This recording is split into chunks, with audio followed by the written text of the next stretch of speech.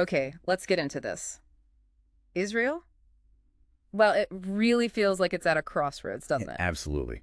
The book we're looking at today, Split to Survive, puts it very starkly on the back cover. It really does. Liberal democracy or theocratic rule. Yeah. Even this idea of a Jewish Iran versus maybe two separate states, Dan and Judah. It's provocative, to say the least. And we know you're here because you want to get a handle on this quickly, but properly without getting bogged down. Right. The urgency in the book's tone just jumps out at you. The authors clearly believe the stakes are incredibly high. Exactly. So today we're focusing specifically on Chapter 3, The Sinking Ship. That title alone. Tells you a lot about their perspective, yeah. Our mission here is really to unpack the core arguments in this chapter. The authors lay out some, frankly, shocking claims. Failures, alleged betrayals, Stuff they believe has pushed Israel right to the edge. making this drastic idea of splitting the country seem, well, in their view, like the only way out. And it's crucial to understand why they think that, even if you ultimately don't land where they do. This chapter is really the foundation. Couldn't agree more. Our source material is straight from the PDF excerpts of the book itself. So think of this as your shortcut to grasping their key arguments. We'll pull out the main points, those surprising details maybe. Yeah, those aha moments. And hopefully keep it engaging like a real discussion, not just reading from a page. So, the sinking ship. What's the core idea in Chapter 3 driving that metaphor? Well, they start right off the bat with this concept of alleged treason. That's sort of the first pillar. Treason. That's a heavy charge. It is. The authors argue that certain actions by leaders have fundamentally damaged Israel's national security. That's why they use the sinking ship image. The idea that the country is taking on water because of these actions. Okay, let's break down these alleged acts. The first one they highlight is the submarines affair. Sounds serious. What's the gist? What's really striking here, and the book emphasizes this, is Netanyahu's own words from a 2019 interview. What did he say? He basically admitted he didn't object to Germany selling advanced, potentially nuclear-capable submarines to Egypt. He used that phrase, "I did not wrinkle my nose." He said that publicly. Wow. And the authors argue that's a betrayal. They frame it as a major compromise of national security, a potential shift in the whole regional power balance. But hang on, Israel and Egypt have a peace treaty, right?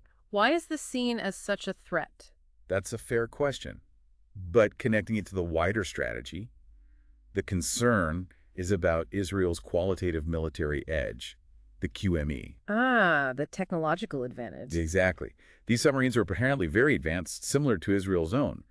Giving Egypt that capability, the argument goes, erodes that crucial edge Israel has always relied on, particularly with U.S. backing. Right. Okay, so it's about potentially weakening that long-held strategic advantage. Did the chapter mention anything else about how this deal went down? Oh, yes. This is where it gets into questions of transparency and, well, potential conflicts of interest. The authors claim Netanyahu bypassed everyone, the Ministry of Defense, the IDF, even Mossad. Allegedly told them the secret was too sensitive. Too sensitive for his own security chiefs. Apparently. Yet the chapter says Egyptian leaders were told. And then there's the connection. And Netanyahu's cousin had business ties with ThyssenKrupp, the German company making the subs. Oof. And there were reports about Netanyahu's own shares, too. So the book really points to a potential conflict of interest, asking if personal gain influenced a major security decision. That does sound murky. Were there any official warnings about this? The chapter mentions a 2024 committee warning, though its power was apparently limited. It also notes the Attorney General at the time, Mandelblit, decided not to investigate Netanyahu's role more deeply. Which the authors probably see as part of the problem. Exactly. They cite it as evidence of this system perhaps shielding the leadership. Okay, moving to the next point under alleged treason. The F-35 affair. The F-35, that's the top-tier stealth fighter jet, isn't it? Absolutely. And Israel was one of the very first countries outside the U.S. to get it. Hugely important for air superiority in the region. So what's the issue here? Well, in 2020, under the Abraham Accords, Netanyahu approved selling F-35s to the UAE. And there was talk of Saudi Arabia potentially getting them too. Right. But the Abraham Accords were seen as a positive thing, normalizing relations. Why is selling jets a problem in that context? Good point. But the authors focus on the strategic edge again. The F-35 was exclusive to Israel and Middle East. Selling it, even to new partners, Dilutes the advantage. that's the argument. They quote Major General Amos Gilad, a respected security figure, calling it even more severe than the submarines affair. Wow, stronger words. Gillen apparently also pointed out some hypocrisy in Netanyahu's position. Yes, the chapter includes that, quote, highlighting what Gilad saw as inconsistencies. Okay, the third point under alleged treason: nuclear ambitions for Saudi Arabia. This sounds pretty alarming. It does. The allegation here is that Netanyahu was trying to help Saudi Arabia get nuclear capabilities. Under the guise of civilian energy projects. That's the claim. The authors find it suspicious because, well, Saudi Arabia has vast oil wealth. Why would they need nuclear power for energy? Implying a weapons program? That's the implication the book draws. Especially concerning, they argue, coming after the Khashoggi murder, which drew international condemnation. And the fear is, what? A regional arms race? Precisely. Igniting a nuclear arms race in the Middle East. The authors portray this as incredibly reckless and a direct threat to Israel itself. Okay, that covers the alleged treason section. It's quite a list. But Chapter 3 moves on, right, to failures and oversights. Yes, shifting gears a bit. The argument here is that it's not just alleged deliberate acts, but also a pattern of negligence, of major oversights that have seriously harmed the country, contributed to the sinking ship. Where do they start with that? They begin with the 2010 Mount Carmel forest fire, a terrible tragedy. I remember that. Awful. 44 people died. How do they link that to leadership failure? The book alleges chronic underfunding of the firefighting services. Why underfunded? They attribute it directly to Netanyahu's political budget priorities, making deals that left the fire services unprepared for something on that scale. To the consequence. According to the chapter, despite the huge loss of life, no proper independent inquiry was launched. No political fallout for Netanyahu. That's quite an indictment. Next, they discuss the 2021 Marin crowd crush. Another absolute horror. 45 deaths. Yes, and in this case, there was a state inquiry. What did it find? The authors emphasize that the inquiry reportedly blamed Netanyahu, saying he ignored specific, crucial safety warnings about the Lag Ba'omer pilgrimage site, warnings that might have prevented the crush.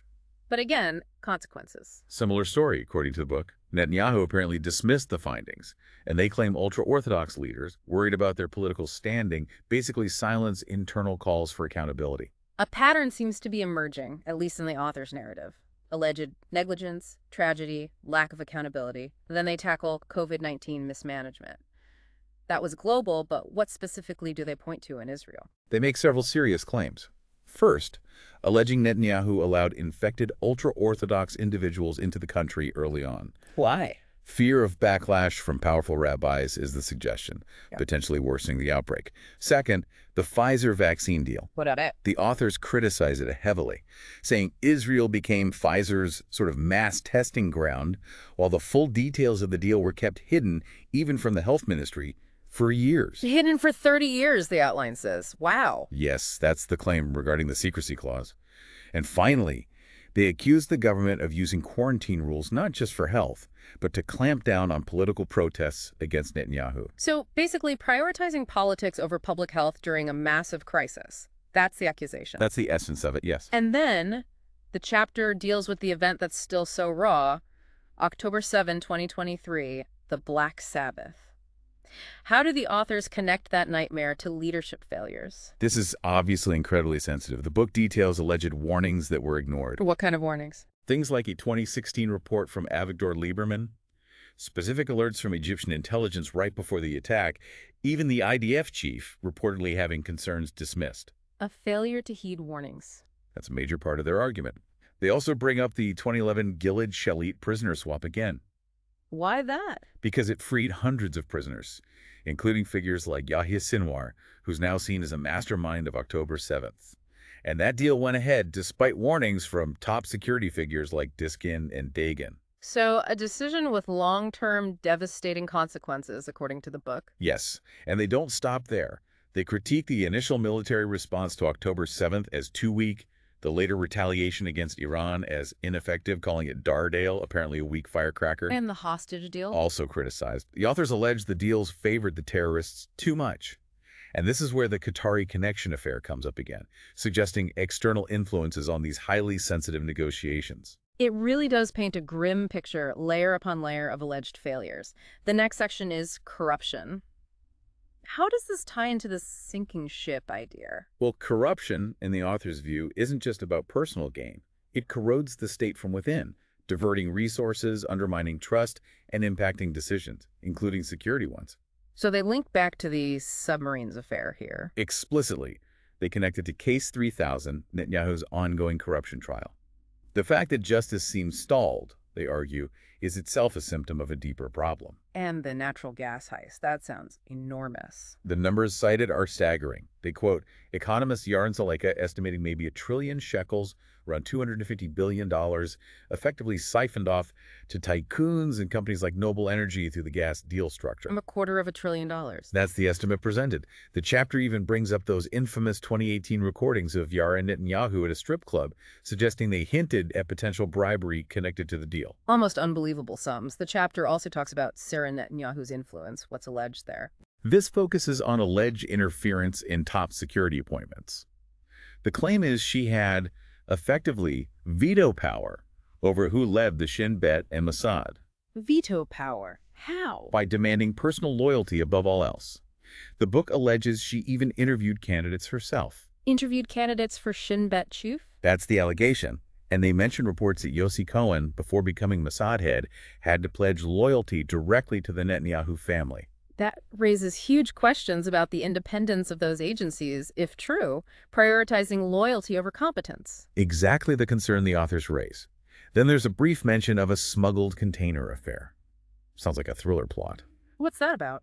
The details in the excerpt are a bit thin, but it alleges Netanyahu might have been linked to a murder investigation tied to releasing seized goods when he was finance minister. Another unresolved issue casting a shadow, they suggest. Okay. And finally, under corruption, this Qatari connection affair again. What are the core claims? This seems quite complex and involves leaked documents. Allegedly, these documents suggested Qatar planned massive payments, like $50 million to Latud and Netanyahu personally. Which they denied. Yes, denials were issued. But then, several Netanyahu advisors, like Jonathan Urich and Eli Feldstein, were actually arrested. Arrested for what? Suspicion of taking Qatari money to promote Qatar's interests, influencing hostage talks, maybe undermining Egypt's role. The Jerusalem Post editor Zvika Klein was also implicated somehow. And Netanyahu's response? He was questioned as a witness. According to the chapter, he claimed the arrests were politically motivated, aimed at getting rid of the Shin Bet chief, Ronen Bar. This sounds incredibly messy. Opposition fenders called it treason. Yes, the book cites Yair Golan using that exact word to describe the alleged actions. Wow. Okay, this chapter covers a lot of ground. It finishes by looking at dictatorial maneuvers and the demographic divide. Yeah. How do these fit the sinking ship argument? They're presented as the final nails in the coffin, so to speak. The alleged erosion of democracy from within, combined with societal shifts, solidifying a particular power base. Let's start with dictatorial maneuvers. What specific actions do they highlight? The big one is the judicial overhaul attempt in 2023. Right, that caused massive protests. Exactly. The authors argue it was designed to cripple the Supreme Court's oversight, give politicians control over appointing judges, and change the incapacity law specifically to protect Netanyahu from removal due to his trials. And they mention threats against judges. Yes, citing death threats against judges like Anand Baron as evidence of a hostile climate towards the judiciary. It wasn't just laws, though. They mentioned treatment of protesters, too. Correct. The book points to the use of stun grenades, water cannons against protesters as examples of suppressing dissent through force. And purging critics. Yes, a pattern of removing perceived dissenters. Firing Defense Minister Gallant after he warned about the judicial reforms. Alleged pressure on Shin Bet chief Ronen Bar. Appointing loyalists like Katz and Ben-Gvir to powerful posts. Creating an echo chamber at the top. That's the implication. And the final piece they discuss is the demographic divide, what they call the kingdom's anchor. What do they mean by that? They argue Netanyahu's power base rests heavily on specific groups. Mizrahi Jews, West Bank settlers, and the ultra-Orthodox. A coalition they term the Kingdom of Judah. And the authors analyze why these groups support him. Yes, looking at their motivations and political goals, and expressing the concern that liberal Israelis feel increasingly sidelined in this political reality. They mention the former security chiefs again here. Yes, the warnings from the 6 former Shin Bet and Mossad heads, the gatekeepers, are reiterated, alongside noting Shin Bet chief Ronen Bar's planned 2025 departure. Okay, so let's try and wrap up Chapter 3, The Sinking Ship. The authors lay out a really multifaceted case, don't they? Absolutely. It's alleged treason compromising security, repeated failures leading to loss of life, deep corruption, an erosion of democratic checks and balances, and demographic shifts locking in a certain political structure. All feeding into their core argument Yeah, that the ship of state is fundamentally damaged, maybe beyond repair in its current form. precisely. This chapter is their justification, their evidence for why such a radical solution splitting the country is, in their eyes, not just thinkable, but necessary for survival. So for you listening to this, we hope this deep dive into Chapter 3 gives you a really clear picture of why the authors are making such a dramatic claim. We tried to pull out the core allegations, those aha moments. Without getting lost in every single detail. Right. The choice the book forces, split or sink, really hinges on whether you accept the diagnosis presented so powerfully in this chapter. Which brings us to a final thought for you to mull over. Are the issues laid out here, the alleged treason, the failures, the corruption, the democratic backsliding, are the isolated problems? Or do they point to something deeper, a systemic crisis that truly threatens the foundations of the state, as the authors argue? It's definitely worth digging deeper into the events and people mentioned to form your own conclusions on that very question.